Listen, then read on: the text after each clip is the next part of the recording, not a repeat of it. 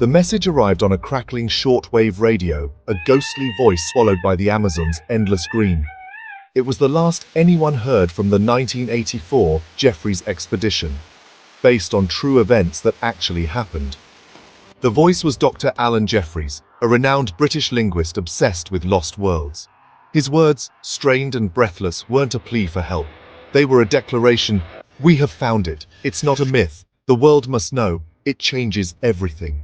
Then, not a single message. 4 decades of silence that swallowed Jeffries, his team, and the secret he claimed would change history. The expedition was no reckless adventure.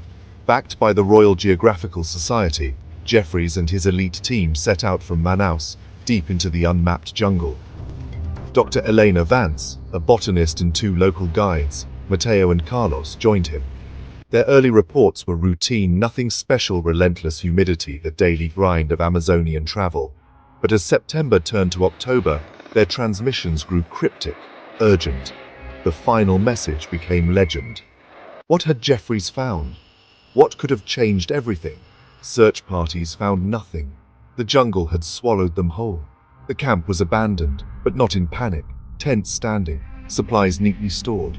It was as if the team had simply walked away, drawn into the green by something unknown. The mystery began not with a scream, but with a whisper, a promise to rewrite history. The story of Dr. Alan Jeffries became a haunting enigma, a question echoing through the decades. What did he discover in the heart of the Amazon? Why did the jungle took them so completely? The world was left with only static and a tantalizing hint of revelation. The legend of the people of the fog was a hint to this enigma. It was a challenge to everything we thought we knew. Who are these people? And it all began with a final transmission. The 1984 expedition's goal was simple: make first contact with the people of the fog, a tribe so elusive they were considered a myth. Legends described a society with a unique language, isolated in a mist-shrouded valley among the tepuis. Local tribes warned of bad spirits and hunters who vanished without a trace. Jeffries dismissed these as superstition, trusting science over stories. Mateo and Carlos, the guides, were uneasy about all these. Their grandfathers' tales spoke of guardians, not people, and a fog that was a warning, not weather. The team pressed on, lulled by early success. But as they neared the coordinates, the jungle changed. The air thickened, wildlife fell silent, and the mists gathered, clinging even at midday. The warnings no longer felt like folklore, they felt like prophecy. The expedition was entering a place where the rules of the world no longer applied. There they were, people of the fog waiting, hidden in the mist, and the jungle was watching. The first true sign of danger came from within. On October 9, 1984, Dr. Jeffries vanished. No struggle, just his boots, pack, and journal gone. His tracks led alone into the mist, toward the tepuis. Dr. Vance took command, searching and calling his name, but the fog swallowed every sound. The jungle felt alive, watchful, as if something unseen was observing. On the second night, they found a cassette recorder hanging from a tree. The tape played Jeffries' voice practicing strange, guttural sounds, an unknown language. At the end, another voice emerged, a low, resonant hum, not human, speaking a single word in that same language. The recording ended abruptly. Vance and the guides felt a cold dread. The search was no longer a rescue. It was an encounter with something alien. The voice on the tape was not human. The jungle's silence was now a warning. The expedition was unraveling.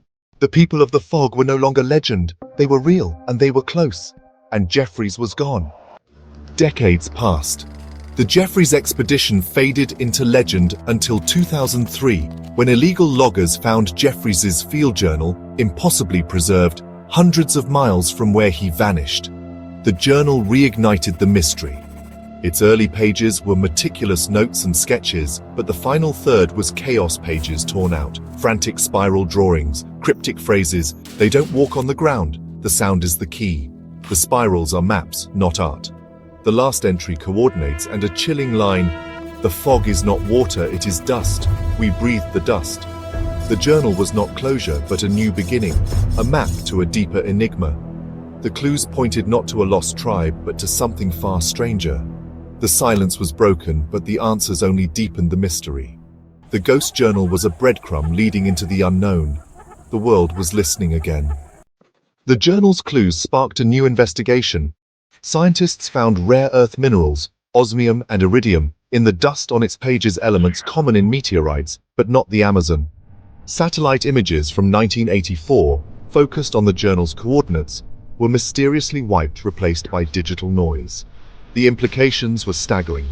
Meteoritic minerals erased satellite data, and a sound on the tape with psychoactive properties. Advanced analysis revealed the hum on the tape contained complex harmonics, theorized to induce hallucinations or disorientation. The puzzle pieces didn't fit. Starborn minerals, a non-human voice, vanished images, spiral maps, and warnings about breathing dust. The Amazon's green hell had yielded a new kind of mystery, one that defied explanation. The force that claimed the Jeffries expedition was not of this world. Science, meant to clarify, only deepened the shadows. The jungle's secret was bigger than a lost tribe. It was a riddle written in dust, sound, and silence. The world was left with more questions than answers. The mystery was alive. The findings split the world in two. Some believe Jeffries found a lost civilization, one far more advanced than imagined, using sound and rare minerals as technology, the spirals as maps or schematics. The non-human voice, a form of bioacoustic communication or a guardian. The team's disappearance, a quarantine, not an attack. Others see a darker truth, a cover-up for illegal mining, the people of the fog, a fiction, the wiped data, a deliberate erasure by powerful interests. The voice on the tape, a weapon, the journal's reappearance, psychological warfare. The debate rages, impossible civilization or chilling conspiracy. Dr. Jeffries' ghost is caught in the middle. The truth remains hidden, deep in the jungle. The world waits for an answer. For years, the mystery was unsolved. Until now. In 2025, new satellite radar revealed enormous spiral geoglyphs beneath the jungle, matching Jeffries' frantic drawings. The spirals are real, kilometers wide, ancient, and precise. This discovery vindicates the wildest theories, a sophisticated, forgotten civilization, with engineering and astronomical knowledge beyond anything expected. The spirals are maps, blueprints, and warnings. Radar hints at more geometric patterns, voids, possible chambers beneath the largest spiral. The people of the fog may never have lived on the ground at all. A new expedition is being assembled, following Jeffries' map. What waits beneath the spirals, under the dust of a fallen star? The final chapter is about to be written. The world is watching. The jungle's secret is about to be revealed. Stay tuned.